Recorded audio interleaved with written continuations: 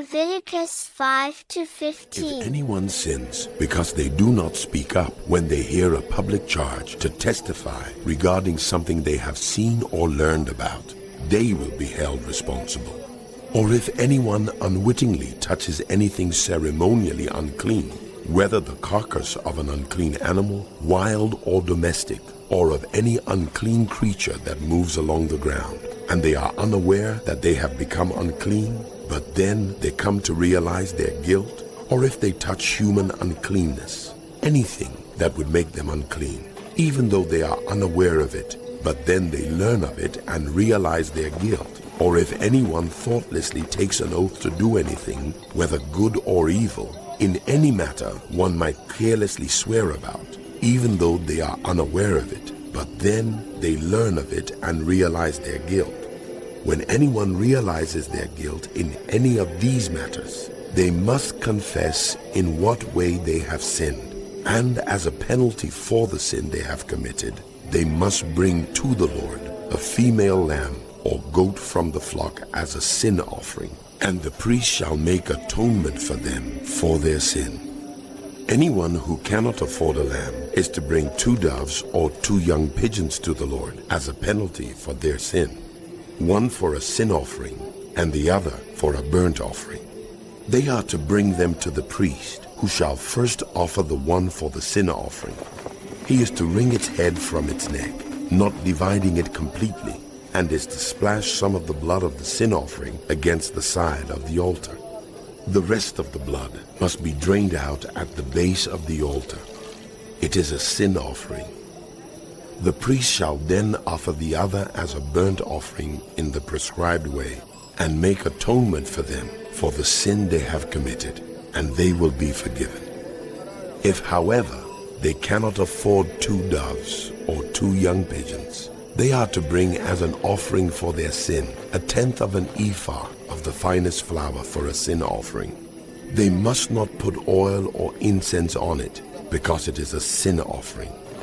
They are to bring it to the priest, who shall take a handful of it as a memorial portion and burn it on the altar on top of the food offerings presented to the Lord.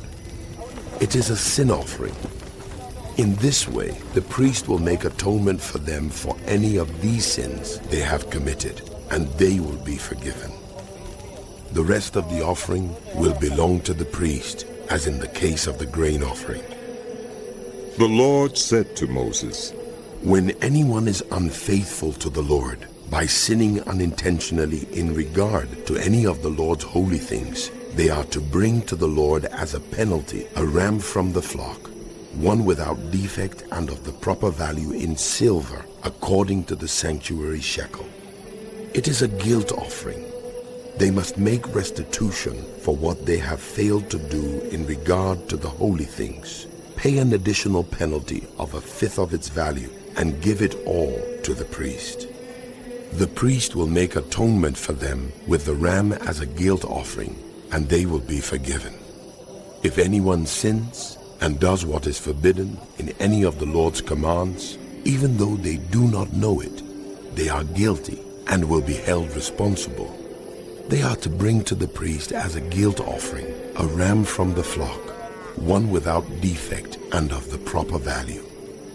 In this way, the priest will make atonement for them for the wrong they have committed unintentionally, and they will be forgiven. It is a guilt offering. They have been guilty of wrongdoing against them.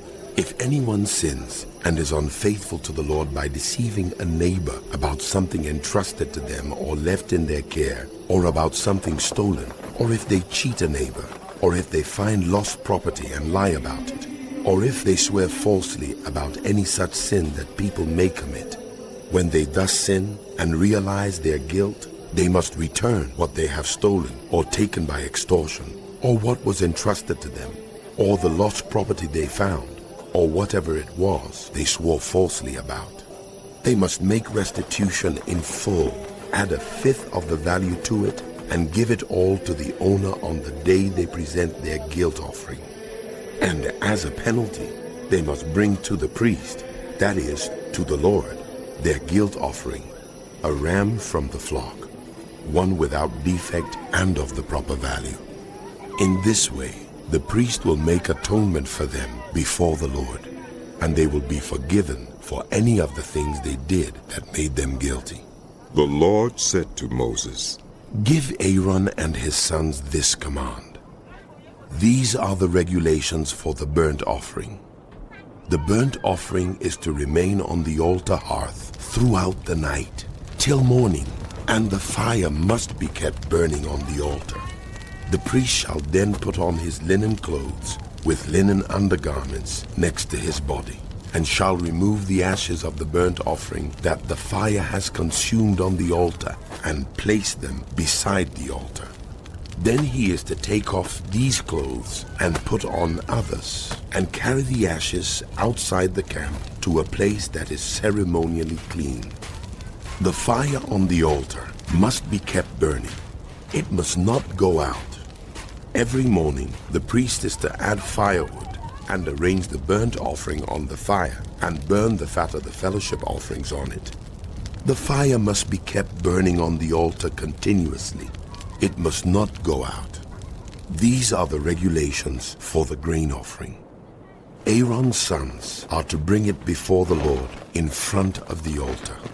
The priest is to take a handful of the finest flour and some olive oil, together with all the incense on the grain offering, and burn the memorial portion on the altar as an aroma pleasing to the Lord. Aaron and his sons shall eat the rest of it, but it is to be eaten without yeast in the sanctuary area. They are to eat it in the courtyard of the tent of meeting. It must not be baked with yeast. I have given it as their share of the food offerings presented to me. Like the sin offering and the guilt offering, it is most holy. Any male descendant of Aaron may eat it. For all generations to come, it is his perpetual share of the food offerings presented to the Lord. Whatever touches them will become holy. The Lord also said to Moses, This is the offering Aaron and his sons are to bring to the Lord on the day he is anointed. 1/10 of an ephah of the finest flour as a regular grain offering, half of it in the morning and half in the evening. It must be prepared with oil on a griddle. Bring it well mixed and present the grain offering broken in pieces as an aroma pleasing to the Lord. The son who is to succeed him as anointed priest shall prepare it. It is the Lord's perpetual share and is to be burned completely. Every grain offering of a priest shall be burned completely. It must not be eaten. The Lord said to Moses, Say to Aaron and his sons, These are the regulations for the sin offering. The sin offering is to be slaughtered before the Lord in the place the burnt offering is slaughtered. It is most holy. The priest who offers it shall eat it. It is to be eaten in the sanctuary area, in the courtyard of the tent of meeting. Whatever touches any of the flesh will become holy. And if any of the blood is spattered on a garment, you must wash it in the sanctuary area. The clay pot the meat is cooked in must be broken. But if it is cooked in a bronze pot, the pot is to be scoured and rinsed with water. Any male in a priest family may eat it. It is most holy. But any sin offering whose blood is brought into the tent of meeting to make atonement in the holy place must not be eaten. These are the regulations for the guilt offering, which is most holy. The guilt offering is to be slaughtered in the place where the burnt offering is slaughtered, and its blood is to be splashed against the sides of the altar. All its fat shall be offered, the fat tail and the fat that covers the internal organs, both kidneys, with the fat on them near the loins, and the long lobe of the liver, which is to be removed with the kidneys. The priest shall burn them on the altar as a food offering presented to the Lord. It is a guilt offering. Any male in a priest's family may eat it, but it must be eaten in the sanctuary area. It is most holy. The same law applies to both the sin offering and the guilt offering. They belong to the priest who makes atonement with them. The priest who offers a burnt offering for anyone may keep its hide for himself. Every grain offering baked in an oven or cooked in a pan or on a griddle belongs to the priest who offers it. And every grain offering, whether mixed with oil or dry, belongs equally to all the sons of Aaron. These are the regulations for the fellowship offering anyone may present to the Lord. If they offer it as an expression of thankfulness, then along with this thank offering, they are to offer thick loaves made without yeast and with olive oil mixed in. Thin loaves made without yeast and brushed with olive oil, and thick loaves of the finest flour, well kneaded and with olive oil mixed in. Along with their fellowship offering of thanksgiving, they are to present an offering with thick loaves of bread made with yeast. They are to bring one of each kind as an offering, a contribution to the Lord. It belongs to the priest who splashes the blood of the fellowship offering against the altar. The meat of their fellowship offering of thanksgiving must be eaten on the day it is offered. They must leave none of it till morning. If, however, their offering is the result of a vow or is a free will offering, the sacrifice shall be eaten on the day they offer it, but anything left over may be eaten on the next day. Any meat of the sacrifice left over till the third day must be burned up. If any meat of the fellowship offering is eaten on the third day, the one who offered it will not be accepted. It will not be reckoned to their credit, for it has become impure. The person who eats any of it will be held responsible. Meat that touches anything ceremonially unclean must not be eaten. It must be burned up. As for other meat, anyone ceremonially clean may eat it. But if anyone who is unclean eats any meat of the fellowship offering belonging to the Lord, they must be cut off from their people. Anyone who touches something unclean, whether human uncleanness or an unclean animal or any unclean creature that moves along the ground, and then eats any of the meat of the fellowship offering belonging to the Lord, must be cut off from their people. The Lord said to Moses, "Say to the Israelites, do not eat any of the fat of cattle, sheep, or goats. The fat of an animal found dead or torn by wild animals may be used for any other purpose, but you must not eat it. Anyone who eats the fat of an animal from which a food offering may be presented to the Lord must be cut off from their people. And wherever you live, you must not eat the blood of any bird or animal. Anyone who eats blood must be cut off from their people." The Lord said to Moses, "Say to the Israelites, anyone who brings a fellowship offering to the Lord is to bring part of it as their sacrifice to the Lord. With their own hands they are to present the food offering to the Lord. They are to bring the fat together with the breast and wave the breast before the Lord as a wave offering. The priest shall burn the fat on the altar, but the breast belongs to Aaron and his sons. You are to give the right thigh of your fellowship offerings to the priest as a contribution. The son of Aaron who offers the blood and the fat of the fellowship offering shall have the right thigh as his share. From the fellowship offerings of the Israelites, I have taken the breast that is waved and the thigh that is presented, and have given them to Aaron the priest and his sons as their perpetual share from the Israelites." "This is the portion of the food offerings presented to the Lord that were allotted to Aaron and his sons on the day they were presented to serve the Lord as priests. On the day they were anointed, the Lord commanded that the Israelites give this to them as their perpetual share for the generations to come. These then are the regulations for the burnt offering, the grain offering, the sin offering, the guilt offering, the ordination offering, and the fellowship offering, which the Lord gave Moses on Mount Sinai in the desert of Sinai, on the day he commanded the Israelites to bring their offerings to Moses. "Bring Aaron and his sons, their garments, the anointing oil, the bull for the sin offering, the 2 rams, and the basket containing bread made without yeast, and gather the entire assembly at the entrance to the tent of meeting. Moses did as the Lord commanded him, and the assembly gathered at the entrance to the tent of meeting. Moses said to the assembly, "This is what the Lord has commanded to be done." Then Moses brought Aaron and his sons forward and washed them with water.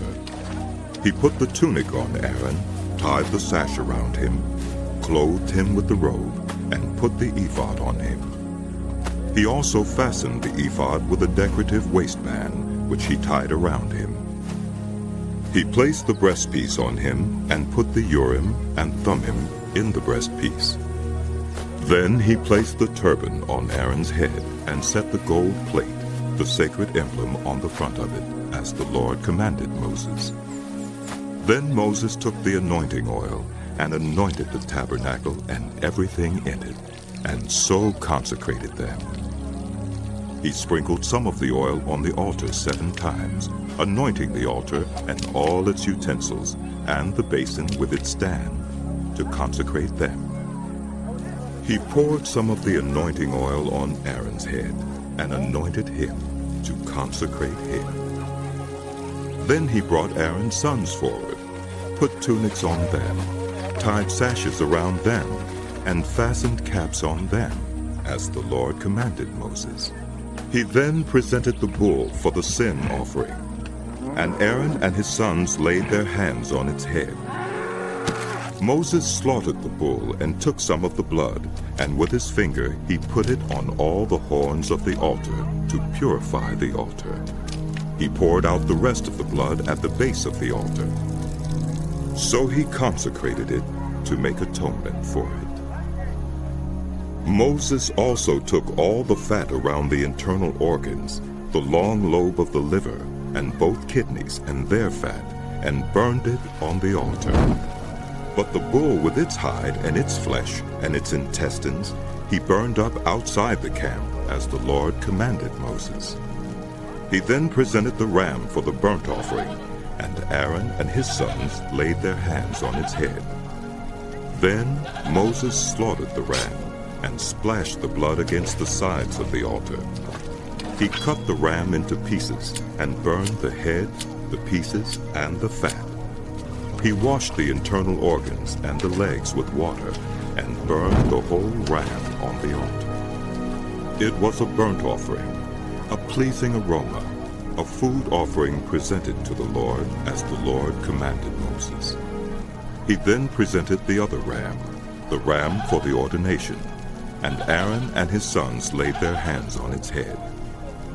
Moses slaughtered the ram and took some of its blood and put it on the lobe of Aaron's right ear, on the thumb of his right hand, and on the big toe of his right foot.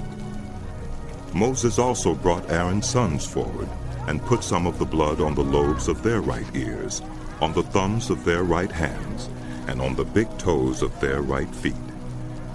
Then he splashed blood against the sides of the altar. After that, he took the fat tail, all the fat around the internal organs, the long lobe of the liver, both kidneys and their fat, and the right thigh, and from the basket of bread made without yeast, which was before the Lord, he took one thick loaf with olive oil mixed in, one thin loaf, and he put these on the fat portions and on the right thigh. He put all these in the hands of Aaron and his sons, and they waved them before the Lord as a wave offering. Then Moses took them from their hands and burned them on the altar on top of the burnt offering as an ordination offering, a pleasing aroma, a food offering presented to the Lord. Moses also took the breast, which was his share of the ordination ram, and waved it before the Lord as a wave offering, as the Lord commanded Moses. Then Moses took some of the anointing oil and some of the blood from the altar, and sprinkled them on Aaron and his garments, and on his sons and their garments. So he consecrated Aaron and his garments, and his sons and their garments. Moses then said to Aaron and his sons, "Cook the meat at the entrance to the tent of meeting, and eat it there with the bread from the basket of ordination offerings, as I was commanded. Aaron and his sons are to eat it." Then burn up the rest of the meat and the bread. Do not leave the entrance to the tent of meeting for 7 days, until the days of your ordination are completed. For your ordination will last 7 days. What has been done today was commanded by the Lord to make atonement for you. You must stay at the entrance to the tent of meeting day and night for 7 days and do what the Lord requires, so you will not die. For that is what I have been commanded. So Aaron and his sons did everything the Lord commanded. Moses summoned Aaron and his sons and the elders of Israel. He said to Aaron, Take a bull calf for your sin offering, and a ram for your burnt offering, both without defect, and present them before the Lord. Then say to the Israelites, Take a male goat for a sin offering, a calf and a lamb, both a year old and without defect for a burnt offering, and an ox and a ram for a fellowship offering to sacrifice before the Lord, together with a grain offering mixed with olive oil, for today the Lord will appear to you. They took the things Moses commanded to the front of the tent of meeting, and the entire assembly came near and stood before the Lord. Then Moses said, This is what the Lord has commanded you to do, so that the glory of the Lord may appear to you. Moses said to Aaron, Come to the altar and sacrifice your sin offering and your burnt offering, and make atonement for yourself and the people. Sacrifice the offering that is for the people and make atonement for them, as the Lord has commanded. So Aaron came to the altar and slaughtered the calf as a sin offering for himself. His sons brought the blood to him, and he dipped his finger into the blood and put it on the horns of the altar. The rest of the blood he poured out at the base of the altar. On the altar he burned the fat, the kidneys, and the long lobe of the liver from the sin offering, as the Lord commanded Moses. The flesh and the hide he burned up outside the camp. Then he slaughtered the burnt offering. His sons handed him the blood, and he splashed it against the sides of the altar. They handed him the burnt offering piece by piece, including the head, and he burned them on the altar. He washed the internal organs and the legs, and burned them on top of the burnt offering on the altar. Aaron then brought the offering that was for the people. He took the goat for the people's sin offering, and slaughtered it and offered it for a sin offering as he did with the first one. He brought the burnt offering and offered it in the prescribed way. He also brought the grain offering, took a handful of it, and burned it on the altar in addition to the morning's burnt offering. He slaughtered the ox and the ram as the fellowship offering for the people. His sons handed him the blood, and he splashed it against the sides of the altar.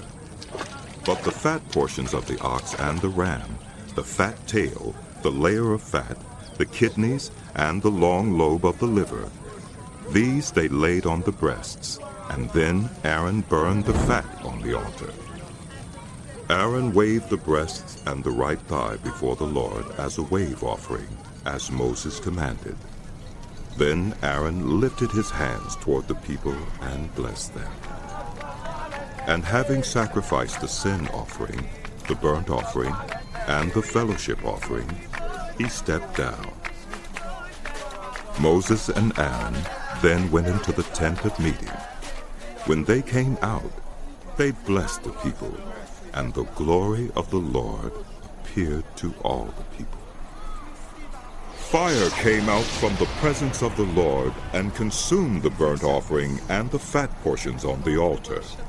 And when all the people saw it, they shouted for joy, and fell face. Nadab and Abihu took their censers, put fire in them, and added incense, and they offered unauthorized fire before the Lord, contrary to his command.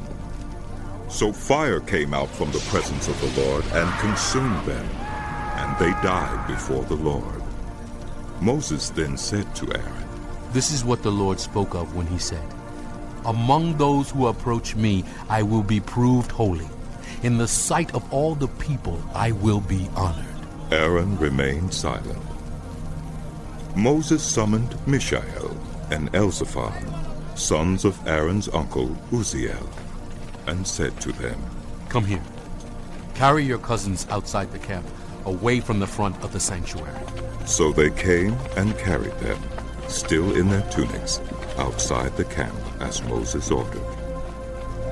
Then Moses said to Aaron and his sons Eleazar and Ithamar, Do not let your hair become unkempt, and do not tear your clothes, or you will die, and the Lord will be angry with the whole community. But your relatives, all the house of Israel, may mourn for those the Lord has destroyed by fire. Do not leave the entrance to the tent of meeting, or you will die, because the Lord's anointing oil is on you. So they did as Moses said. Then the Lord said to Aaron, You and your sons are not to drink wine or other fermented drink whenever you go into the tent of meeting, or you will die. This is a lasting ordinance for the generations to come, so that you can distinguish between the holy and the common, between the unclean and the clean, and so you can teach the Israelites all the decrees the Lord has given them through Moses.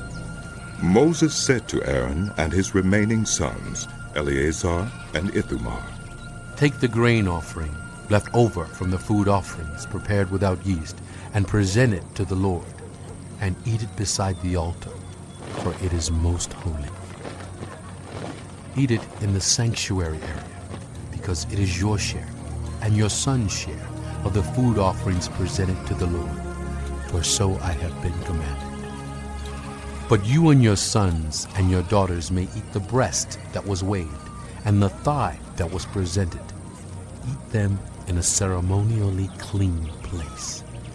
They have been given to you and your children as your share of the Israelites' fellowship offerings. The thigh that was presented and the breast that was waved must be brought with the fat portions of the food offerings, to be waved before the Lord as a wave offering. This will be the perpetual share for you and your children, as the Lord has commanded.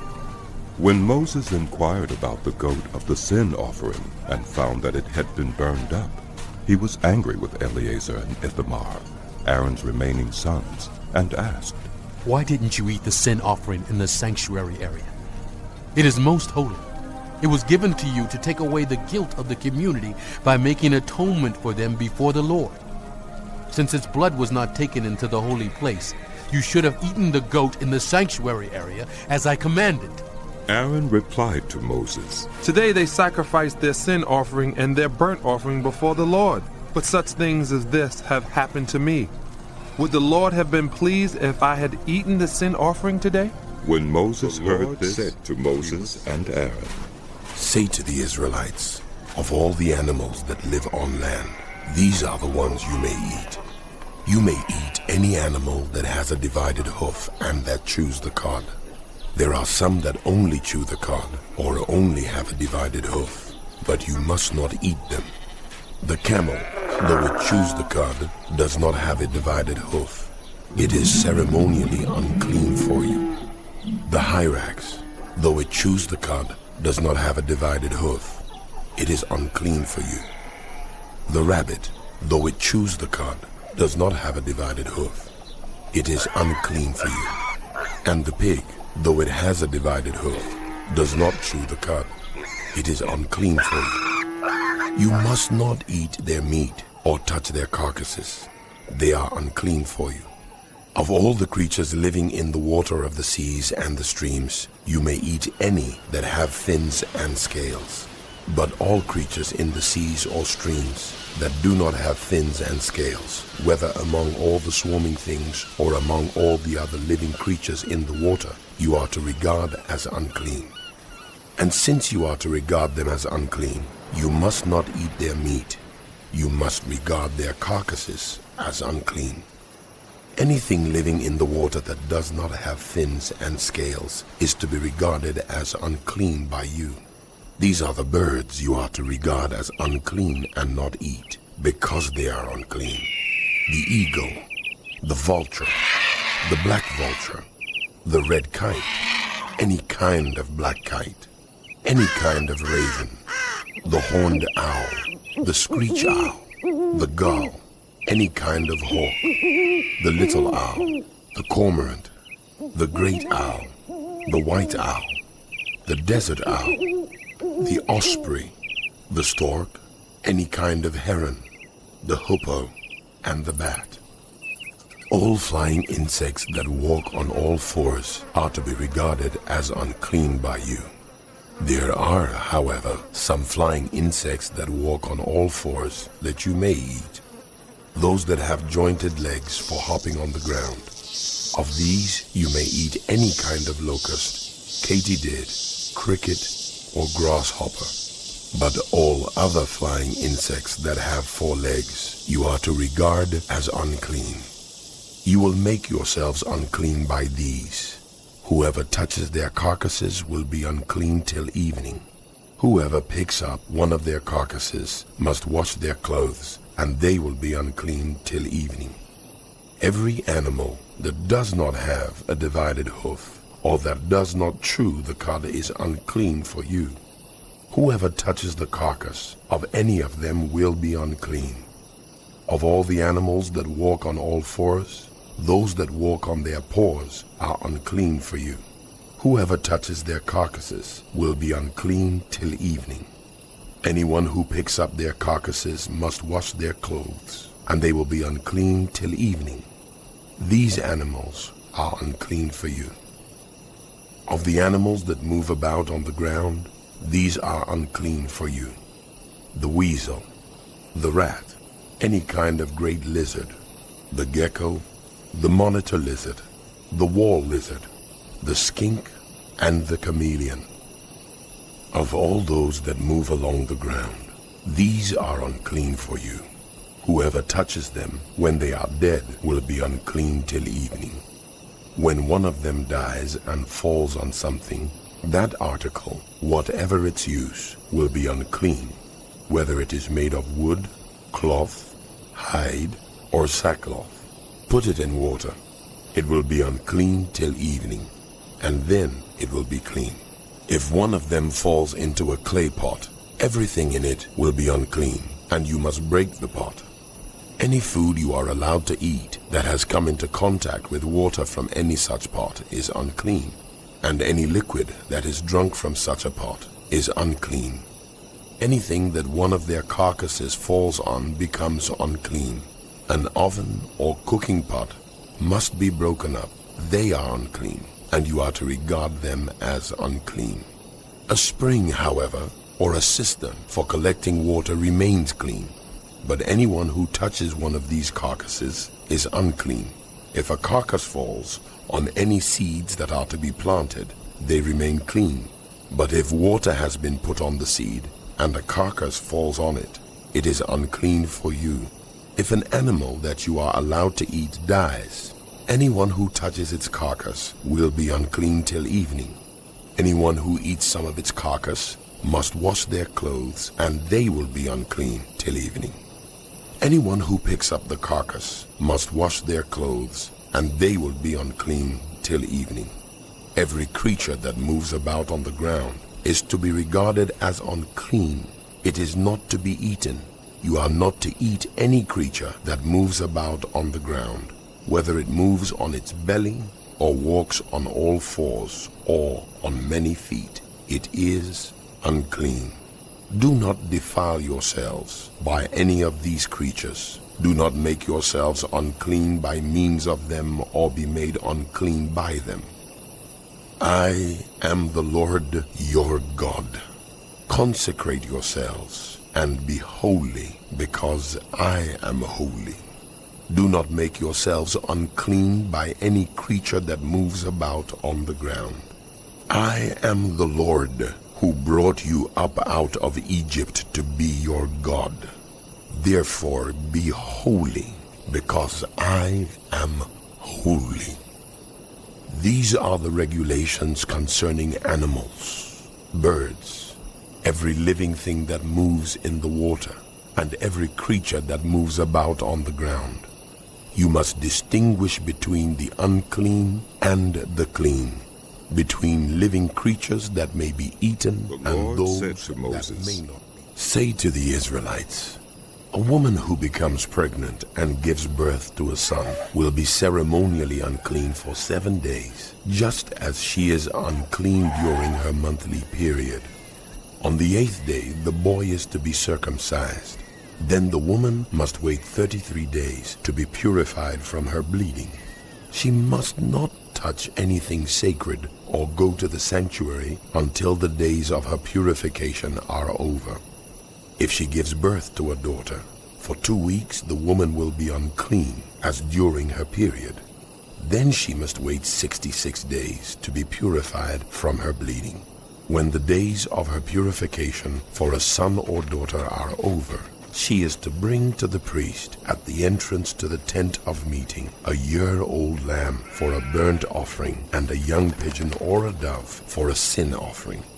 He shall offer them before the Lord to make atonement for her, and then she will be ceremonially clean from her flow of blood. These are the regulations for the woman who gives birth to a boy or a girl. If she cannot afford a lamb, she is to bring 2 doves or 2 young pigeons, one for a burnt offering and the other for a sin offering. In this way, the priest will make atonement for her, The Lord said and to she Moses will. and Aaron, When anyone has a swelling or a rash or a shiny spot on their skin that may be a defiling skin disease, they must be brought to Aaron the priest or to one of his sons who is a priest. The priest is to examine the sore on the skin, and if the hair in the sore has turned white and the sore appears to be more than skin deep, it is a defiling skin disease. When the priest examines them, he shall pronounce them ceremonially unclean. If the shiny spot on the skin is white but does not appear to be more than skin deep, and the hair in it has not turned white, the priest is to isolate the affected person for 7 days. On the 7th day, the priest is to examine them, and if he sees that the sore is unchanged and has not spread in the skin, he is to isolate them for another 7 days. On the 7th day, the priest is to examine them again, and if the sore has faded and has not spread in the skin, the priest shall pronounce them clean. It is only a rash. They must wash their clothes, and they will be clean. But if the rash does spread in their skin after they have shown themselves to the priest to be pronounced clean, they must appear before the priest again. The priest is to examine them, and if the rash has spread in the skin, he shall pronounce them unclean. It is a defiling skin disease. When anyone has a defiling skin disease, they must be brought to the priest. The priest is to examine them, and if there is a white swelling in the skin that has turned the hair white, and if there is raw flesh in the swelling, it is a chronic skin disease, and the priest shall pronounce them unclean. He is not to isolate them, because they are already unclean. If the disease breaks out all over their skin, and so far as the priest can see, it covers all the skin of the affected person from head to foot, the priest is to examine them, and if the disease has covered their whole body, he shall pronounce them clean. Since it has all turned white, they are clean. But whenever raw flesh appears on them, they will be unclean. When the priest sees the raw flesh, he shall pronounce them unclean. The raw flesh is unclean. They have a defiling disease. If the raw flesh changes and turns white, they must go to the priest. The priest is to examine them, and if the sores have turned white, the priest shall pronounce the affected person clean. Then they will be clean. When someone has a boil on their skin and it heals, and in the place where the boil was, a white swelling or reddish white spot appears, they must present themselves to the priest. The priest is to examine it, and if it appears to be more than skin deep, and the hair in it has turned white, the priest shall pronounce them unclean. It is a defiling skin disease that has broken out where the boil was. But if when the priest examines it, there is no white hair in it, and it is not more than skin deep and has faded, then the priest is to isolate them for 7 days. If it is spreading in the skin, the priest shall pronounce them unclean. It is a defiling disease. But if the spot is unchanged and has not spread, it is only a scar from the boil, and the priest shall pronounce them clean. When someone has a burn on their skin and a reddish white or white spot appears in the raw flesh of the burn, the priest is to examine the spot, and if the hair in it has turned white and it appears to be more than skin deep, it is a defiling disease that has broken out in the burn. The priest shall pronounce them unclean. It is a defiling skin disease. But if the priest examines it, and there is no white hair in the spot, and if it is not more than skin deep and has faded, then the priest is to isolate them for 7 days. On the 7th day, the priest is to examine them, and if it is spreading in the skin, the priest shall pronounce them unclean.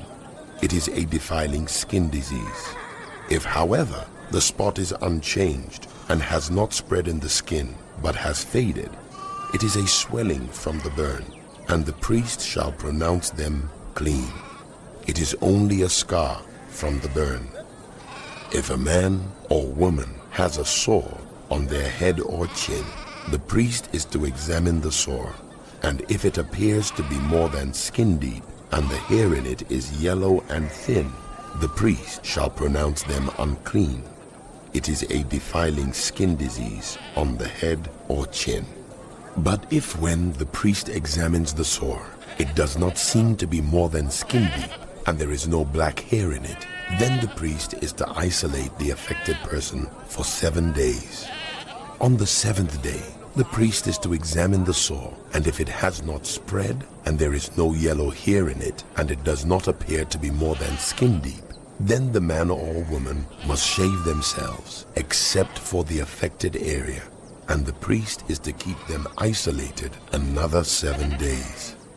On the 7th day, the priest is to examine the sore, and if it has not spread in the skin and appears to be no more than skin deep, the priest shall pronounce the man or woman clean. They must wash their clothes, and they will be clean.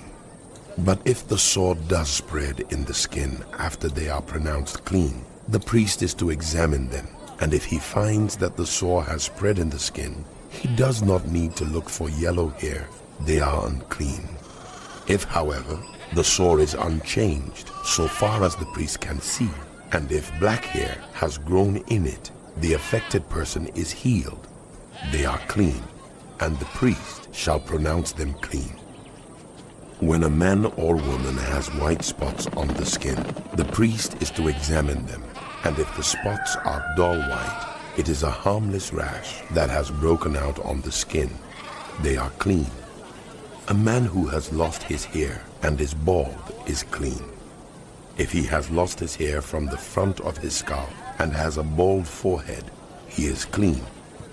But if he has a reddish white sore on his bald head or forehead, it is a defiling disease breaking out on his head or forehead.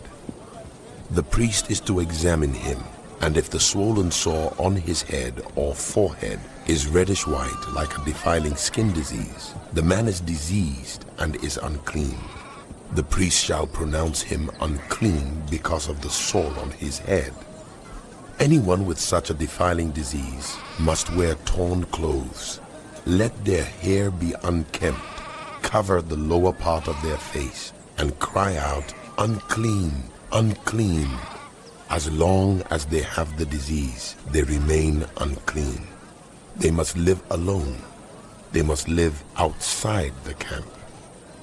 As for any fabric that is spoiled with a defiling mold, any woolen or linen clothing, any woven or knitted material of linen or wool, any leather or anything made of leather, if the affected area in the fabric, the leather, the woven or knitted material, or any leather article is greenish or reddish, it is a defiling mold and must be shown to the priest. The priest is to examine the affected area and isolate the article for 7 days. On the 7th day, he is to examine it, and if the mold has spread in the fabric, the woven or knitted material, or the leather, whatever its use, it is a persistent, defiling mold. The article is unclean. He must burn the fabric, the woven or knitted material of wool or linen, or any leather article that has been spoiled, because the defiling mold is persistent. The article must be burned.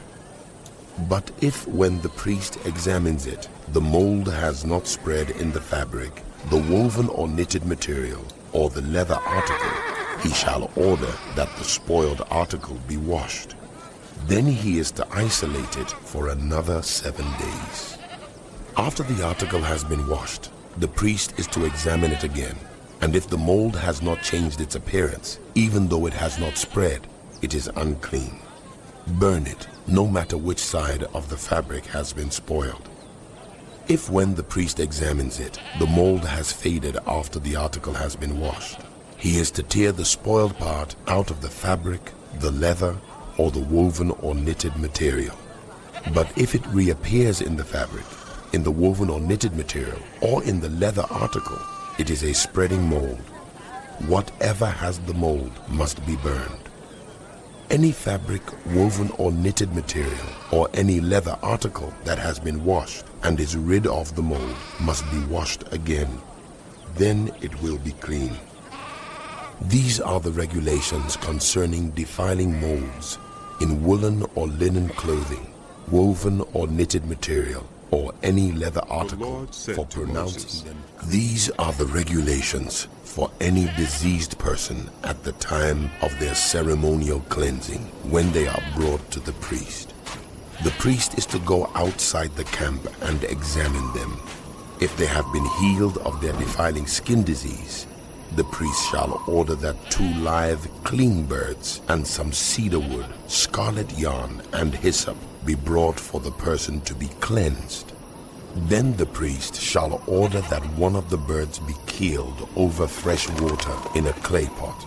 He is then to take the live bird and dip it, together with the cedar wood, the scarlet yarn, and the hyssop, into the blood of the bird that was killed over the fresh water. 7 times he shall sprinkle the one to be cleansed of the defiling disease, and then pronounce them clean. After that, he is to release the live bird in the open fields. The person to be cleansed must wash their clothes, shave off all their hair, and bathe with water. Then they will be ceremonially clean. After this, they may come into the camp, but they must stay outside their tent for 7 days. On the 7th day, they must shave off all their hair. They must shave their head, their beard, their eyebrows, and the rest of their hair. They must wash their clothes and bathe themselves with water, and they will be clean. On the 8th day, they must bring 2 male lambs and 1 ewe lamb a year old, each without defect, along with 3/10 of an ephah of the finest flour mixed with olive oil for a grain offering, and 1 log of oil. The priest who pronounces them clean shall present both the one to be cleansed and their offerings before the Lord at the entrance to the tent of meeting. Then the priest is to take 1 of the male lambs and offer it as a guilt offering, along with the log of oil. He shall wave them before the Lord as a wave offering. He is to slaughter the lamb in the sanctuary area where the sin offering and the burnt offering are slaughtered. Like the sin offering, the guilt offering belongs to the priest. It is most holy. The priest is to take some of the blood of the guilt offering and put it on the lobe of the right ear of the one to be cleansed, on the thumb of their right hand, and on the big toe of their right foot.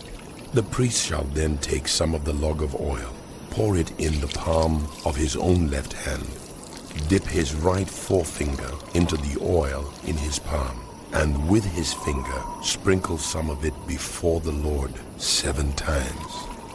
The priest is to put some of the oil remaining in his palm on the lobe of the right ear of the one to be cleansed, on the thumb of their right hand, and on the big toe of their right foot, on top of the blood of the guilt offering. The rest of the oil in his palm the priest shall put on the head of the one to be cleansed, and make atonement for them before the Lord. Then the priest is to sacrifice the sin offering and make atonement for the one to be cleansed from their uncleanness. After that, the priest shall slaughter the burnt offering and offer it on the altar together with the grain offering, and make atonement for them, and they will be clean. If, however, they are poor and cannot afford these, they must take one male lamb as a guilt offering to be waved to make atonement for them, together with 1/10 of an ephah of the finest flour mixed with olive oil for a grain offering, a log of oil, and 2 doves or 2 young pigeons, such as they can afford, one for a sin offering and the other for a burnt offering. On the 8th day, they must bring them for their cleansing to the priest at the entrance to the tent of meeting before the Lord. The priest is to take the lamb for the guilt offering together with the log of oil and wave them before the Lord as a wave offering. He shall slaughter the lamb for the guilt offering and take some of its blood and put it on the lobe of the right ear of the one to be cleansed, on the thumb of their right hand, and on the big toe of their right foot. The priest is to pour some of the oil into the palm of his own left hand, and with his right forefinger sprinkle some of the oil from his palm 7 times before the Lord.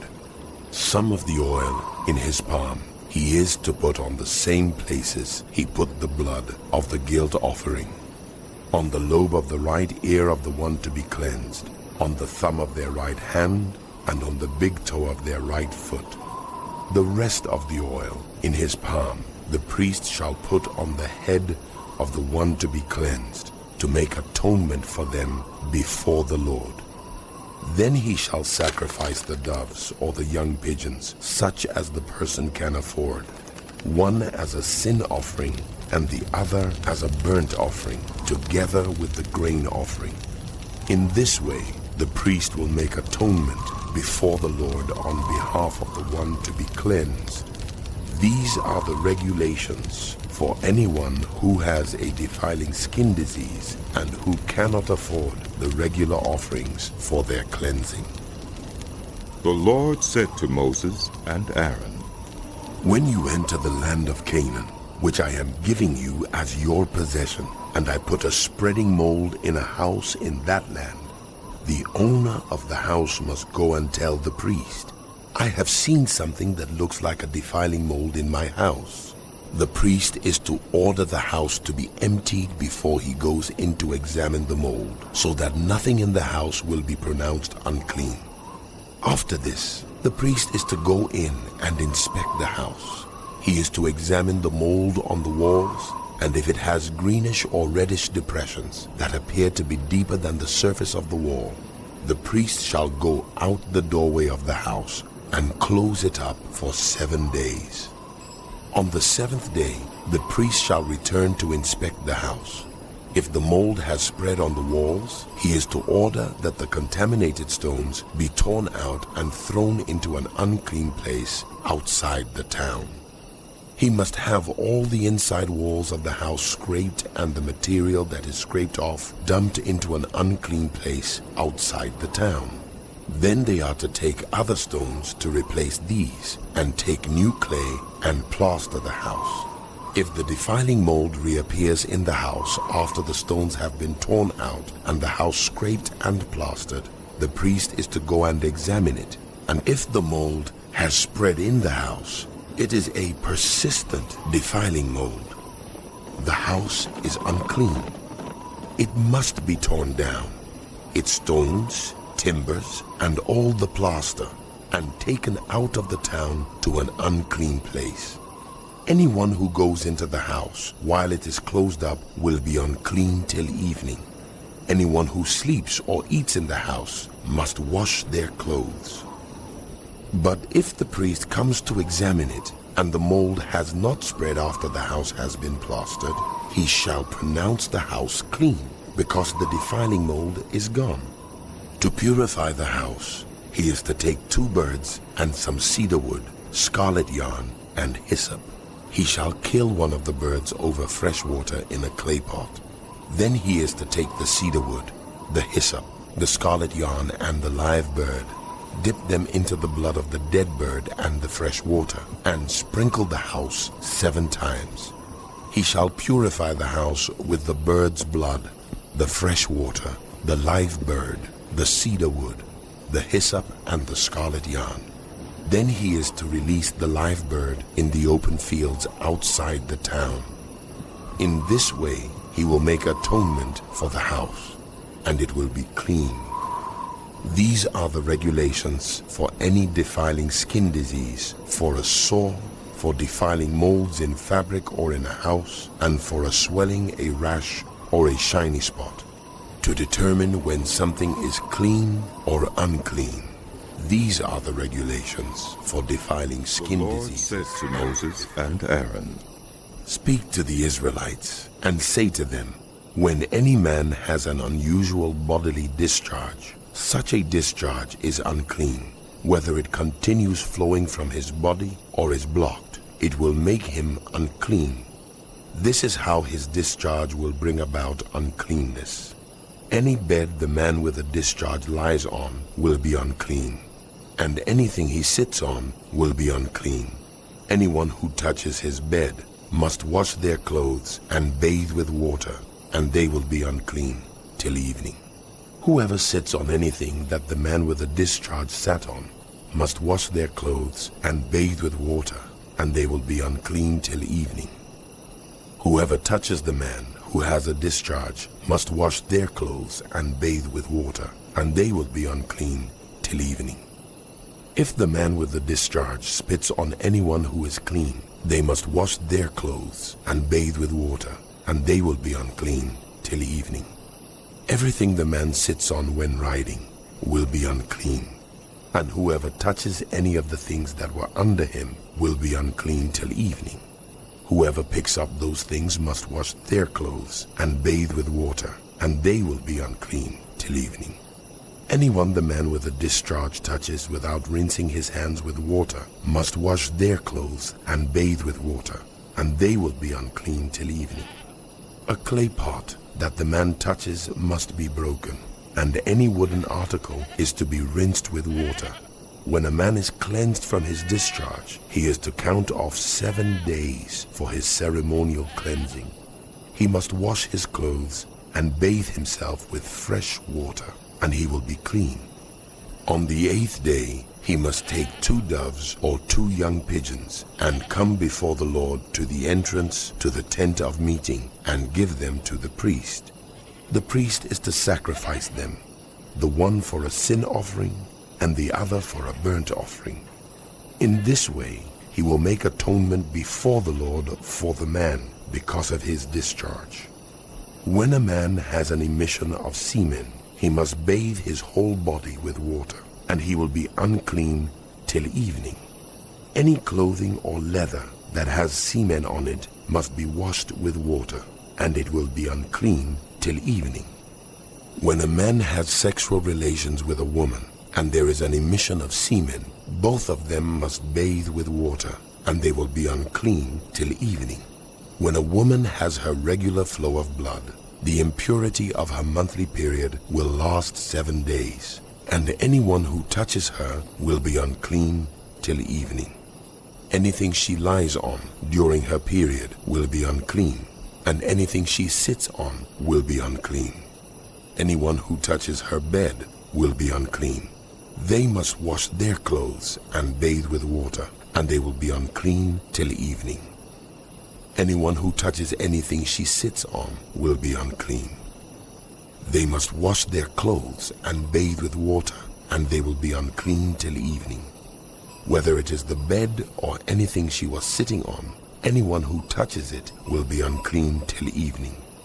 If a man has sexual relations with her, and her monthly flow touches him, he will be unclean for 7 days.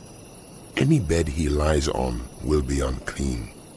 When a woman has a discharge of blood for many days at a time, other than her monthly period, or has a discharge that continues beyond her period, she will be unclean as long as she has the discharge, just as in the days of her period.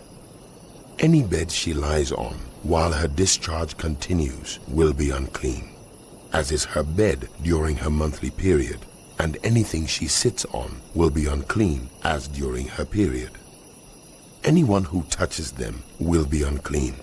They must wash their clothes and bathe with water, and they will be unclean till evening. When she is cleansed from her discharge, she must count off 7 days, and after that she will be ceremonially clean. On the 8th day, she must take 2 doves or 2 young pigeons and bring them to the priest at the entrance to the tent of meeting. The priest is to sacrifice one for a sin offering and the other for a burnt offering. In this way, he will make atonement for her before the Lord for the uncleanness of her discharge. You must keep the Israelites separate from things that make them unclean, so they will not die in their uncleanness for defiling my dwelling place, which is among them. These are the regulations for a man with a discharge, for anyone made unclean by an emission of semen, for a woman in her monthly period, for a man or a woman with a discharge, and for a man who has sexual relations with a woman who is 27 ceremonially to 28. All the chief priests and the elders of the people came to the decision to put Jesus to death. They bound him, led him away, and handed him over to Pilate the governor. When Judas, who had betrayed him, saw that Jesus was condemned, he was seized with remorse and returned the 30 pieces of silver to the chief priests and the elders. I have sinned, he said. I have betrayed innocent blood. I have sinned. What is that to us? They replied. That's your responsibility. So Judas threw the money into the temple and left. Then he went away and hanged himself. The chief priest picked up the coins and said, "It is against the law to put this into the treasury, since it is blood money." So they decided to use the money to buy the potter's field as a burial place for foreigners. That is why it has been called the Field of Blood to this day. Then what was spoken by Jeremiah the prophet was fulfilled. They took the 30 pieces of silver, the price set on him by the people of Israel, and they used them to buy the potter's field, as the Lord commanded me. Meanwhile, Jesus stood before the governor, and the governor asked him, "Are you the king of the Jews?" "You have said so," Jesus replied. When he was accused by the chief priests and the elders, he gave no answer. Then Pilate asked him, "Don't you hear the testimony that they are bringing against you?" But Jesus made no reply, not even to a single charge, to the great amazement of the governor. Now it was the governor's custom at the festival to release a prisoner chosen by the crowd. At that time, they had a well-known prisoner whose name was Jesus Barabbas. So when the crowd had gathered, Pilate asked them, "Which one do you want me to release to you? Barabbas or Jesus, who is called the Messiah?" "Give us Barabbas!" For he knew it was out of envy that they had handed Jesus over to him. While Pilate was sitting on the judge's seat, his wife sent him this message. "Don't have anything to do with that innocent man, for I have suffered a great deal today in a dream because of him." But the chief priests and the elders persuaded the crowd to ask for Barabbas and to have Jesus executed. "Which of the two do you want me to release to you?" asked the governor. "Barabbas!" They answered. "What shall I do then with Jesus, who is called the Messiah?" Pilate asked. They all answered. "Why? What crime has he committed?" asked Pilate. But they shouted all the louder. When Pilate saw that he was getting nowhere, but that instead an uproar was starting, he took water and washed his hands in front of the crowd. I am innocent of this man's blood, he said. It is your responsibility. All the people answered, His blood is on us and on our children. Then he released Barabbas to them, but he had Jesus flogged and handed him over to be crucified. Then the governor's soldiers took Jesus into the praetorium and gathered the whole company of soldiers around him. They stripped him and put a scarlet robe on him and then twisted together a crown of thorns and set it on his head. They put a staff in his right hand as a scepter. Then they knelt in front of him and mocked him. Hail! Hail! King of the Jews! They said. They spit on him and took the staff and struck him on the head again and again. After they had mocked him, they took off the robe and put his own clothes on him. Then they led him away to crucify him. As they were going out, they met a man from Cyrene named Simon, and they forced him to carry the cross. They came to a place called Golgotha, which means the place of the skull. There they offered Jesus wine to drink, mixed with gall. But after tasting it, he refused to drink it. When they had crucified him, they divided up his clothes by casting lots. And sitting down, they kept watch over him there. Above his head, they placed the written charge against him. This is Jesus, the King of the Jews. 2 rebels were crucified with him, one on his right and one on his left. Those who passed by hurled insults at him, shaking their heads and saying, "You who are going to destroy the temple and build it in 3 days, save yourself. Come down from the cross if you are the Son of God." In the same way, the chief priests, the teachers of the law, and the elders mocked him. He saved others, but he can't save himself. He's the King of Israel. Let him come down now from the cross, and we will believe in him. He trusts in God. Let God rescue him now if he wants him. For he said, "I am the Son of God." In the same way, the rebels who were crucified with him also heaped insults on him. From noon until 3 in the afternoon, darkness came over all the land. About 3 in the afternoon, Jesus cried out in a loud voice,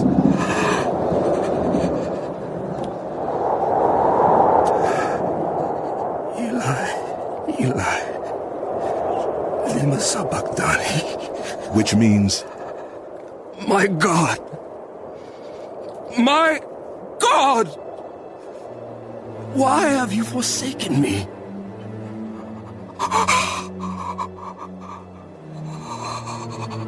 When some of those standing there heard this, they said, "He's calling Elijah." Immediately, one of them ran and got a sponge.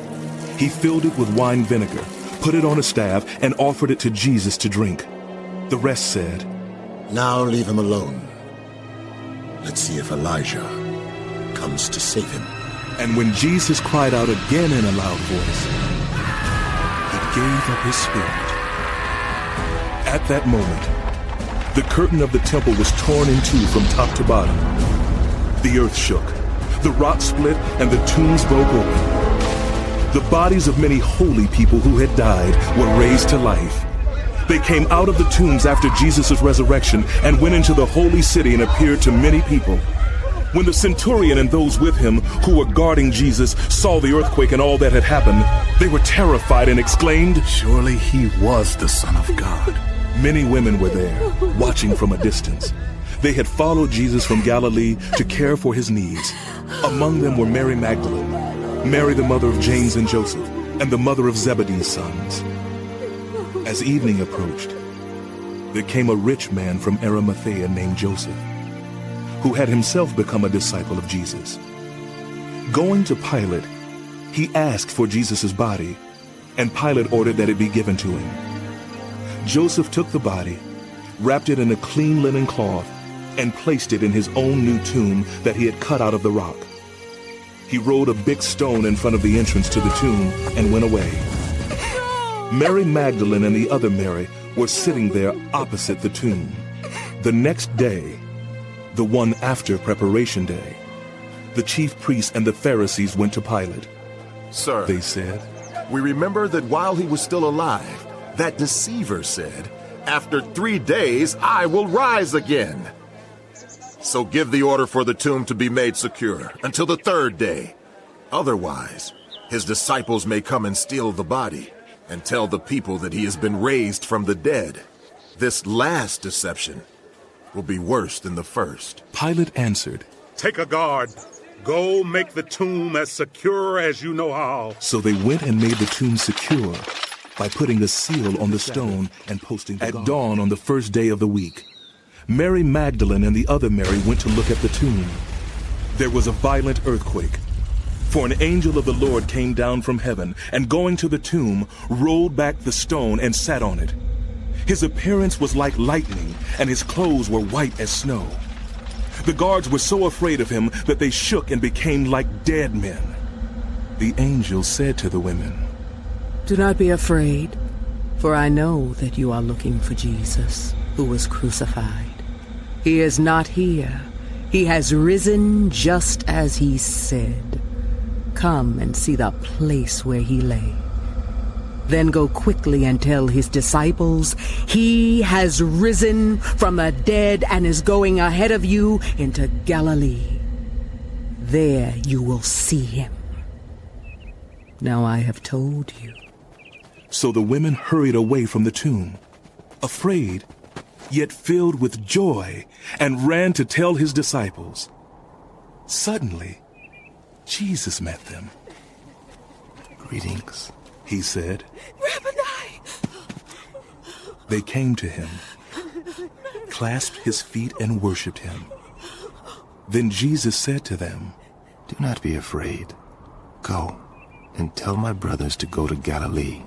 There they will see me." "Yes, Master." While the women were on their way, some of the guards went into the city and reported to the chief priests everything that had happened. When the chief priests had met with the elders and devised a plan, they gave the soldiers a large sum of money, telling them, "You are to say, his disciples came during the night and stole him away while we were asleep. If this report gets to the governor, we will satisfy him and keep you out of trouble." So the soldiers took the money and did as they were instructed. And this story has been widely circulated among the Jews to this very day. Then the 11 disciples went to Galilee, to the mountain where Jesus had told them to go. When they saw him, they worshipped him, but some doubted. Then Jesus came to them and said,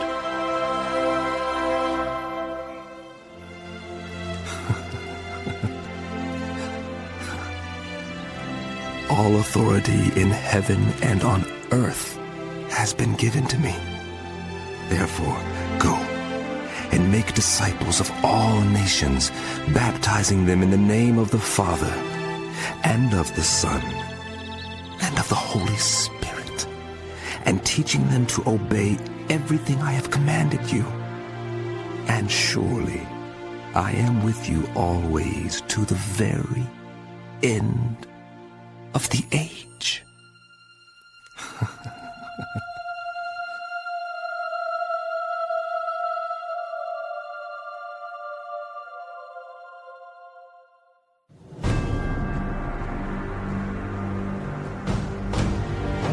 The end of the book of Matthew.